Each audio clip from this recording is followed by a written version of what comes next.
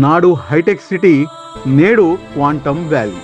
మన గౌరవ ముఖ్యమంత్రి వర్యులు మాన్యశ్రీ శ్రీ నారా చంద్రబాబు నాయుడు గారి దూరదృష్టితో రాబోయే దశాబ్దాల అభివృద్ధికి నేడు శ్రీకారం చుట్టారు.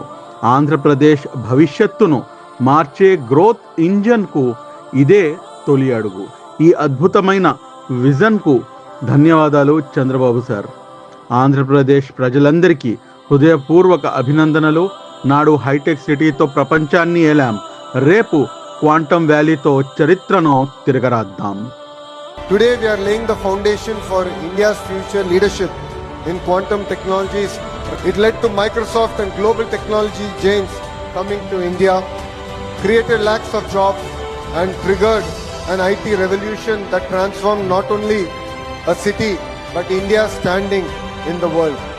That visionary leader is none other than our Honorable Chief Minister Shri Nara Chandrababu Naidu Garu.